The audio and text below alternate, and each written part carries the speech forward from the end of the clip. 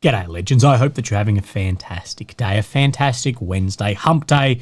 We're halfway through the week. Now I hope that you have been keeping up because a lot has been happening and there was a surprise counteroffensive by the Russian forces in Kursk, and it appears to be fairly major and has recovered some of that ground. Now this was done by Russia's VDV 51st Airborne Regiment, but in conjunction with other units. So we're going to look at that as a whole. But we also need to look at, is that maybe strategically the right move here?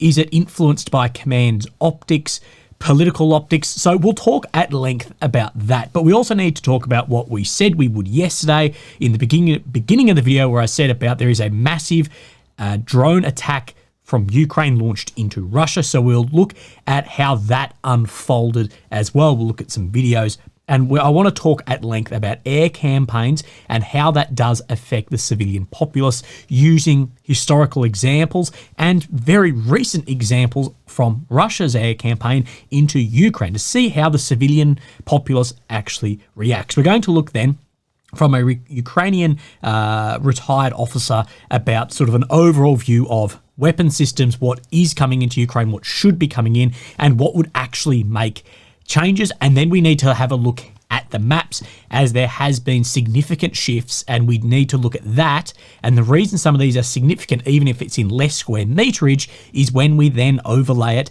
with, of course, the defensive works maps and look at where some flanks are coming under control too. So where we will start, of course, is this offensive in the Kursk Oblast, the Kursk region. So look, we'll just zoom out on the map here. So of course we have Ukraine in the center, the capital of Kyiv. The red areas occupied since 22, the purple since 2014. The red check is new territory that Russia is occupying. The blue and green within Ukraine's borders is area recovered by Ukraine. The blue, when it comes back into here by Ukraine, is area that Ukraine is occupying within Russia. Now, there is no changes shown on this map today, but it is just because the map has not updated since this has occurred, I believe. But we do have other updates on this map. But Deep State has spoken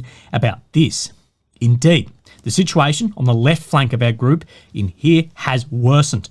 Russians begun active assault operations, ferrying armoured vehicles across the Sime and then across smaller rivers. Another blow took place in Kodonovo, which lost recently to Snagost. Now, it's not only ferrying across. There are a lot of pontoon bridges in here that Russia has laid down. We've seen some of those targeted too, but there are pontoon bridges that vehicles have been able to cross.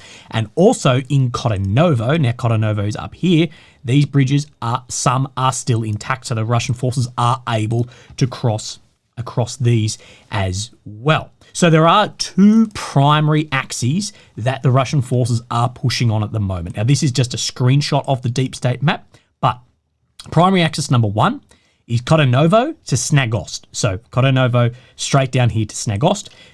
Axis number two is from this Troitsky to then Gorenivka, which is this village here, across on the border region here, retake this road, of course, through to Snagost.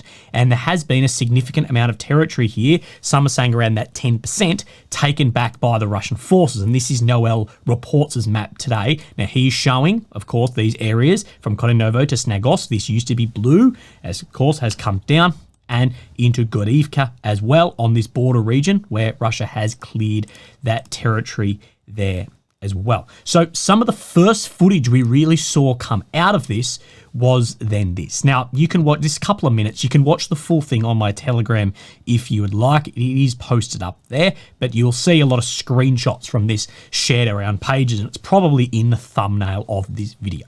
So this is the VDV 51st Airborne Regiment, at least shown, I believe, in this footage right here. You can see that this is a fairly major convoy consisting of 3, 6, maybe 8 vehicles, tank leading. You can see these vehicles firing, picking their way through and fighting into then Snagost in here as well, with that maneuver element then pushing through. Now, let's have a look at exactly where this is then all occurring. And I do have this on a map geolocated part of this footage. So this is Snagost. To make it easy, let's look at where this road then has this like zigzag in here. So we'll jump back onto this map, come into Snagost. So we're talking right about here. So let's then give this a ruler from this direction, about 5.5 kilometers. Now, as you know, anything of that nature, whether it is Ukraine getting it, Russia getting it, in a war like this is still a major advancement. So there has been a significant push there. And of course, there is further geolocation here from Kodinovo, and this is where those Russian forces have ended up in Snagost as well. Now, the page that I saw post this, now I'm not sure if these are the original posters, but active military operations in the Suja area, attack of the Russian forces by an armed column of large amount of equipment in the direction of the settlement of Snagost, reaching the settlement by the north by assaulting armoured groups and moving through the street's southern part. Advancement of the Russian forces up to 5 kilometres in the direction of the demarcation line between Russia and Ukraine. So, of course, like I showed in that slide before, a bit of a movement coming in this direction and directly down in this direction here. And there are swaths of ground being retaken, I should say, by Russia's offensive action in here. Now, there is video as well coming out more recently than this again, said to be then Ukrainian prisoners taken here. And then we see in the end of this footage here, thank you to the 51st Regiment of the 1st Infantry for the preserved life. So, of course, anything where there's prisoners of war like this is absolutely, they've been told to say this, but that's how we get what element is actually working in here, and that prisoners have been taken. So it is still early days. It is difficult to get an idea exactly what is occurring in here, but by the maps we're looking at, there has been a significant pushback in here and areas coming under control. How will this continue? Well, we don't know. But let's look at a few things, because this, of course, is a major element to Zelensky's, quote, exchange fund and Kursk for the leverage further on. So we'll look at that. We'll look at then what Suryak is saying and what one of my guys has said about potential further offensives here too. So this is the most recent Suryak map. Now, I showed you down here on that west-east push where we drew in those arrows lining up, as well as this Kodinovo to Snagost and the withdrawal of some of the Ukrainian forces out of here, trying to capture this whole western flank, we believe, by the Russian forces in here, as well as some around Ulinyok, of course, on the eastern flank out in here, where Suryak has shown more Ukrainian control than these maps themselves. Kodinovo district, Ukrainian army made small advances north of Mativka, entering again into Vetrino, so out in these directions right up into the north. On the other hand, significant developments took place kilometres to the south. During the last 48 hours, Russian army launched a counteroffensive from north and west that led to the capture of then these localities in here. Combing operations are taking place now at these localities here, and Snagost being one of the primary ones to look at it for here, following the withdrawal of the Ukrainian forces toward Obutkova. So you need to have a look too that there may have been a withdrawal out of here, not only offensive action. And both of these, Russia may have launched the offensive on the back of then a withdrawal as well. It's not mutually exclusive in this, and there's been significant cases of this then previously. So Russia may have seen the opportunity if Ukraine is having a pullback. Like we have spoken about, a lot of Ukrainian elements are tied up in here as the east is collapsing, is crumbling very slowly away, may need to redeploy those forces, and then we could see it be an opportunity for Russia to launch something in here. So it's not one or the other. It's probably a mixture of both. You always take the opportunity to be reactive, not only proactive.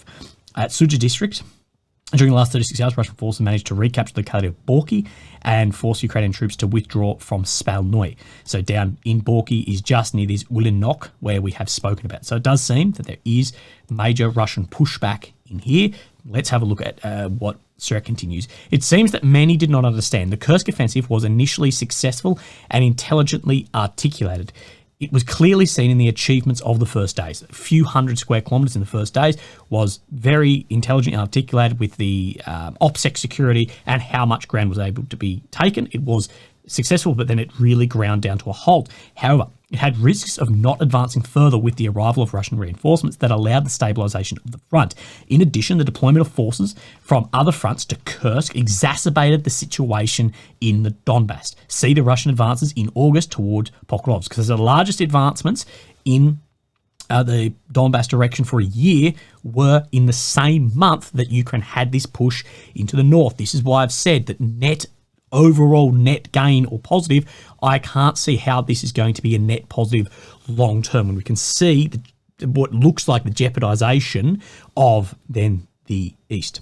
So the Ukrainian army had to make a difficult decision to keep forces in Kursk and resist at the cost of losing the Donbass, or, on the contrary, to send troops back to the Donbass and stabilise the situation as much as possible. In the end, the second decision was taken to defend the Ukrainian national territory and abandon the adventure in Russia, which in its eternity, and now it has, failed to achieve its final objectives. That said, we never actually had a clear idea what those initial and final objectives actually were in Kursk. The more I think about this, and the more with, if in an attritional phase of when you're going to have manoeuvre, but then it's going to grind down, you need to capture a vital industrial area. I think more and more that was maybe the Kursk nuclear power plant as a large bargaining chip for the ZNPP down in the south. That's what I was told on the initial days. That's why I've always been very wary of what exactly was the goal in here.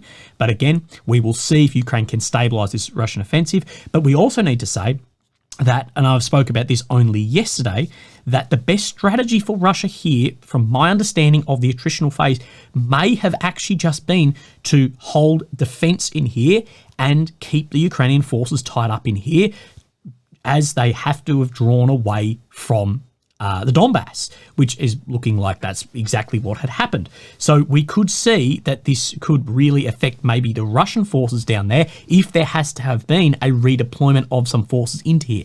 Now, there's no evidence of that happening, that mass redeployment from the Pokrovsk front. We know there's been redeployment from some other fronts.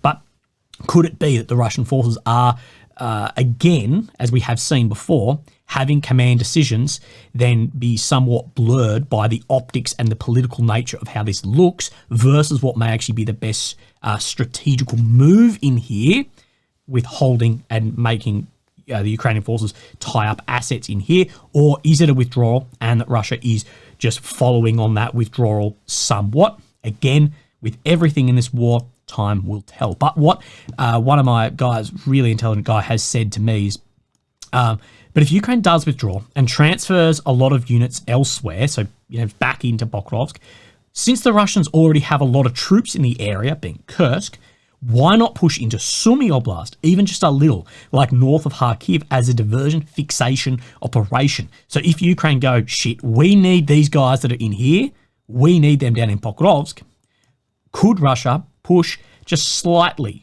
into here, or just have a large fixation of troops in here, that then makes Ukraine actually fix certain elements in here just under threat of something like this also?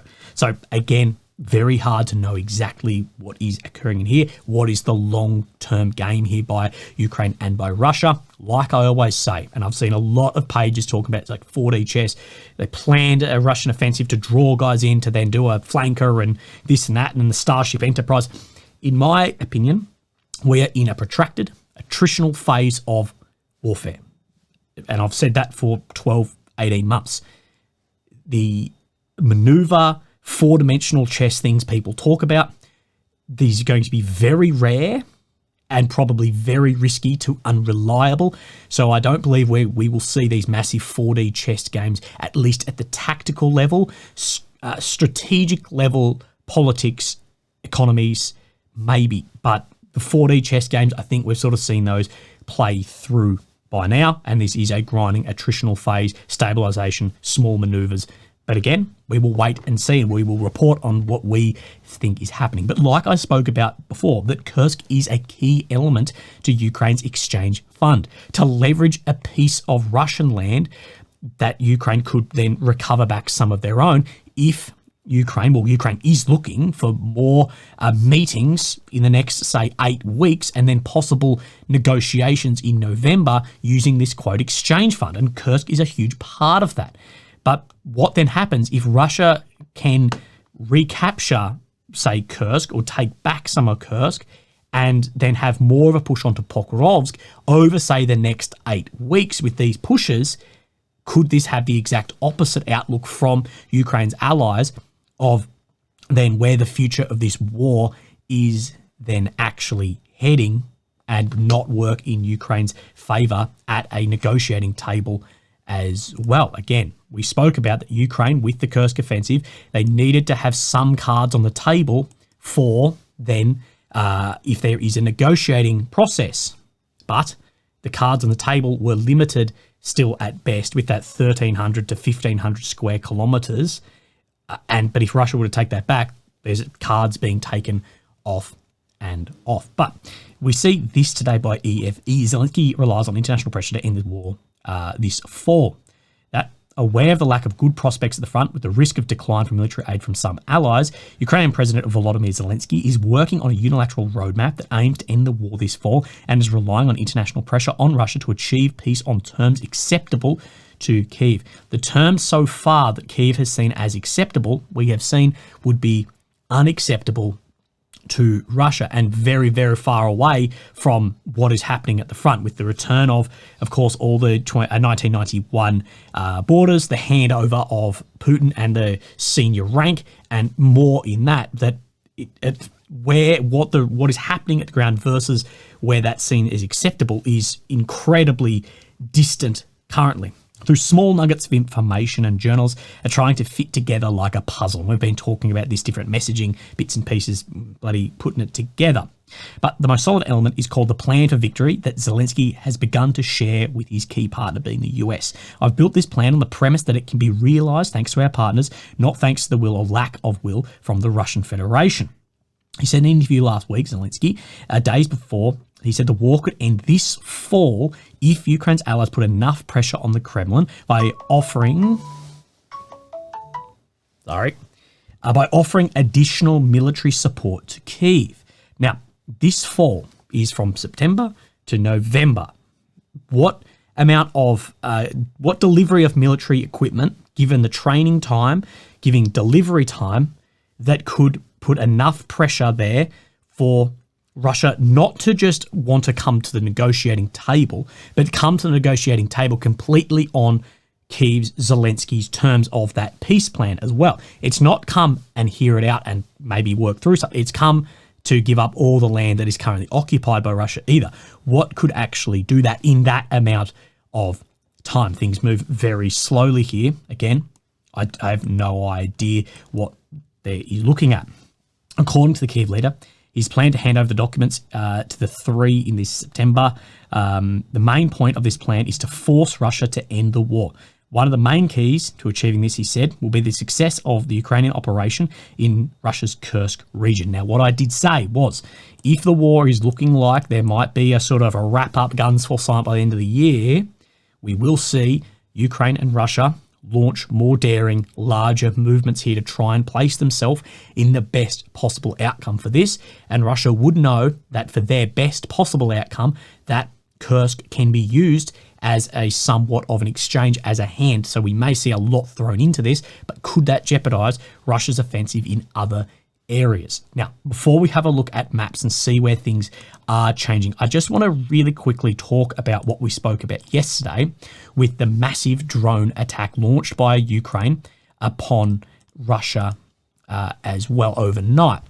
Now, it is still very unclear what damage was actually caused, I guess, overall, but we do have a lot of footage of residential buildings being struck as well as some. So this is at a metal plant in Russia. Here we can see a train moving and then a large explosion overhead here. This is said to have killed one, so at an industrial facility. But then we see a lot of footage, more so like this, of striking some residential buildings too. Now, the message given and the justification for these attacks is the quote, bring the war home, to bring it home to the average Russian and to sow hate towards the Kremlin.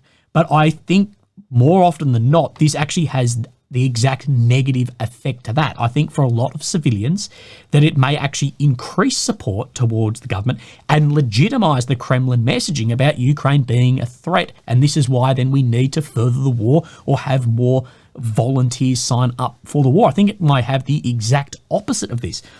And historically, we'll look at some examples, but Russia's strikes into Ukraine has brought the Ukrainian nation closer together rather than pushed it apart when we see very similar things. And let's have a look at some examples here. And everyone at this loves to quote Churchill, so let's talk about Churchill. 1917, young Churchill was Minister of Munitions. He expressed skepticism over the coercive effectiveness of strategic bombing. It is improbable that any terrorization of the civilian population which could be achieved by air attack would compel surrender. We have seen that the combative spirit of the people roused and not quelled by the German air raids. Nothing that we have learned of the capacity of the German population to endure suffering justifies us in assuming that they could be cowed into submission by such methods or not be rendered more desperately resolved by them. Now, furthermore, and this isn't from Churchill, but this is from a doctor in this, history would suggest that strategies of economic exhaustion, devastation, and harassment encounter the most success when they are sustained efforts that directly affect the enemy's military supply lines and resource base. Counter-civilian strategies only occasionally seem to bear fruit, as they often seem to only harden the resolve of the target populations in question. And this is where I think that the volunteer forces that crossed into Belgorod, like the Russian, the RVC, RDK, had a negative effect there as well. And exactly that Russia's air campaign into civilian areas and this and that within Russia, within Ukraine, hardened the resolve of the people there, having more effect, more people sign up and go from there. And I think this will have the exact negative effect that people are looking for, although many do speculate that is this to try and coerce Russia into doing a much larger attack that then the West may have to then come in and fight. I see a lot of things saying like this, that Moscow's air defense and electronic warfare redirect drones into high-rise buildings. Now, I'm not saying that this did not occur either. It most likely did in some cases as well. But we need to say that, well, this is what happens when things fly over bloody civilian areas, that AEW, air defense, can draw weapons into buildings or areas that were not targets. Well, if you have it one way, I'm sorry, but it has to happen the other way too. That X drone hitting X building may have been either intercepted by EW or AD, and that was not the actual target there. So if you're going to use that justification, you need to accept it that it could go the other way as well. I know that might sound like whataboutism, but still, strategically looking, we need to take that into then account. So let's have a look at a couple of maps before we have then an overall sort of squeeze at what's going on. So of course we explained where we are. We need to come down into the Pokrovsk front, as this is the area that is most strategically important overall, especially with the hub of Pokrovsk is much more strategically important to the war than say Sudzha actually was. Maybe Kursk, but in here, this is incredibly important. What we can see today is to the south of Novohorivka and above Ukrainsk and to the south of Mykolaiivka, that Russia has made ground in here. We spoke the other day that Seladove is very defensible, but the best options here is probably on the north and south flank, especially if you can get to this train line. We did see that a push from the east to west in Ukrainsk was repelled, but Russia is looking like they've sort of come around. They've done a hook maneuver and are coming in, heading to the north, and has seemed to have some break in into Ukrainsk as well as some sort of surround in here also. Now, we're going to look at other maps and show where changes are, as there are significant changes between these maps. But what I want to look at in here about Ukrainsk, why this is significantly important when I look then at this, because this, of course, is the defensive works map. Now, this isn't the easiest to see, but we have Mykolaiivka, Ukrainsk. Now, let's have a look back here. That the Russian advancement by the Ukraine's map here is to the west of Ukrainsk itself. Now, if we look at where this defensive work sits, west of Ukrainsk is somewhere out here. That from Memrik through to where this maneuver is in here. I don't know if I can draw on this map. No, I can't. That another part of this major defensive line has seen by that map has come under then control of the Russian forces to the north of Ukrainsk in here. And this is an important piece we need to look at of the defensive works in here. If the Ukrainian messaging is about wearing down the Russian forces in this attritional phase in here, those are incredibly important pieces. We're going to talk more about sort of the butterfly effect that defensive works actually have. And I know I've harped on about it then a lot. But let's just have a look here at some differences. So we'll see Noel reports his map. He's talking about Krasnohivka. So down in here, he's confirming then this movement that we saw the other day, but he's showing significantly more out then to the west of Krasnohivka, much more filling in across here than the deep state map, of course, through then the Lozova here too. So that's the first change today difference. Now let's have a look at what Suryak is saying about Pokrovsk. Now this is, we can line this up. So let's have a look, see where this road comes in Madanivkia. So this sort of red dot in here, and this is Novohorivka. So what we saw yesterday was a push out of Novohorivka as well. So that yesterday movement, this is being shown but further to the east here by Suryak, as well as we have then Seledov and Ukrainsk down in here. So see where this comes back, that this red dot in here is Seledov. Of course, Suryak shows far more movement into here and some more down around Mykolaievka as well. Again, we know there's a lot of movement around on these lines. Now we come to the more recent one in here today. Now this is more where we want to be looking for these updates. That this is Seledove up the top. Then we have, this is Ukrainsk. So it does show this westerly push from then Mykolaievka, but he's showing that all of this is filled in around here, and that there is a a westerly and northerly push into Ukrainsk itself. So it'll be interesting to see what happens in this exact sector then tomorrow. Now let's look at what Suryak has said here as well. What we need to look at is then up in the north in Hurovka here, that Russian combing operations begun in Hurovka, and here, with regard to the second locality, the information received is confusing because although Russian army took its first houses, and it's strange that Ukrainian army does not put up opposition, giving the presence of numerous fortifications around it. Therefore, in spite of the declaration by the Russian MOD, the fall of this village to the north of Chasiv Yar could not be confirmed yet. So combing operations in Hurovka, and as well to the north of Chasiv Yar in here, that it was surprising of the amount of fortifications and the resistance in here. So again, wait out and we'll see what occurs on these maps. But there are significant changes that are occurring in these areas. Now, Hurovka as well, what we just spoke about in here. Noel reports his map. If we come up, he shows further push, very similar to these maps, but he's confirming push into here as well. So we can confirm there's definitely some amount of movement happening in and around that area then today. So let's push just down into the south. Ubidar, no changes shown here today. Now, of course, there's a lot of speculation about Vodiani that was or not coming under control, and pages are posting this today. Now, I don't have a geolocation on this, but Ukrainian pages are pushing back saying this is a flag shown in the north of Vodiani. So we do know that this occurred, and Noel reports then updated his map due to the geolocation of this flag in Vodiani as well. So we can confirm that movement of which we saw the other day did take place there. But otherwise, no other changes shown on these maps. I've just double checked New York. No other changes shown. Let's push up into then Makiivka as well. So where we want to be looking is just in here. Now, a large amount of grey zone shown in here.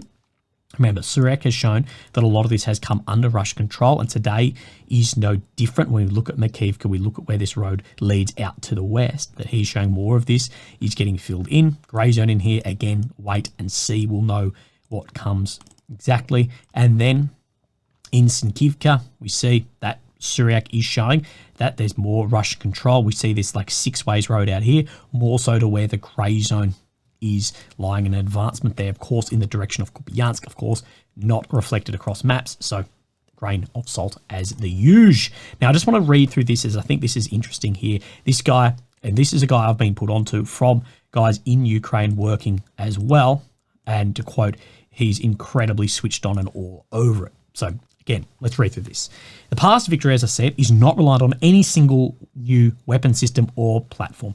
Like we've said for a long time, like people found out back in the 40s, there's no such thing as a Wunderwaffen. There's no wonder weapon, whether it's F-16s or ATACMS. The key to victory, as I said, lies in the qualitative improvement, an incremental build-up of the Ukrainian army and its economic adaptation, combined with the delivery of long-range systems. Again, in an attritional war, what allows you to win is the highest quality low-end formations en masse and the ability to absorb losses, not only losses of men, losses of equipment, but also losses of economic power as well. The absorption and how you can adapt to this. And long-range fires, of course, are part of that as well.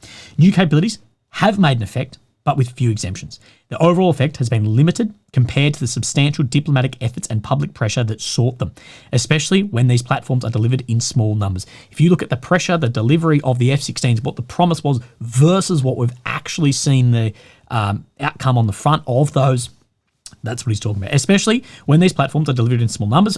What Ukraine really needs is a systematic build-up and replacement of core combat assets and an improved operational strategic planning level. The assets that are fighting, things like artillery, manpower, infantry, tanks. For instance, while the addition of Bradley infantry fighting vehicles might seem minor and tactical, having mechanised brigades equipped with only about 10% of the required armoured vehicles creates a severe operational disadvantage. Even with the new long-range capabilities, in such situations, delivering IFVs and other armoured fighting vehicles restores the capabilities of mechanised brigades to a level where they can effectively perform manoeuvres.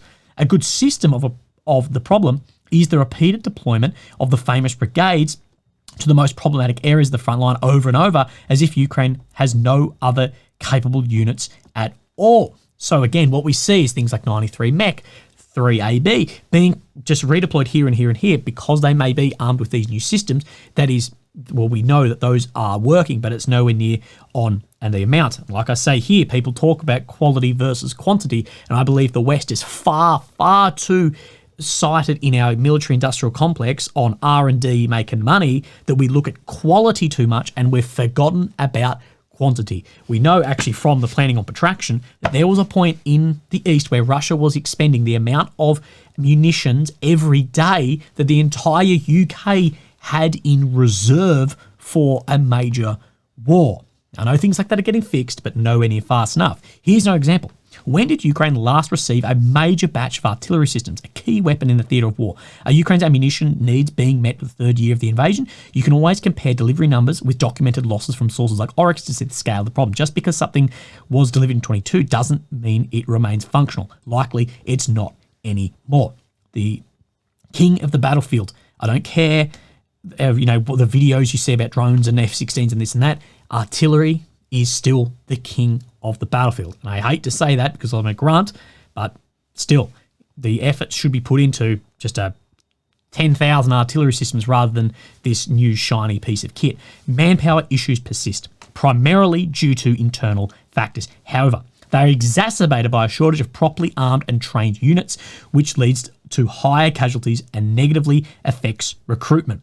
This is the thing. This is why this is a snowball. If you don't get the manpower, you're going to have more losses and ground loss. So then you won't have the manpower.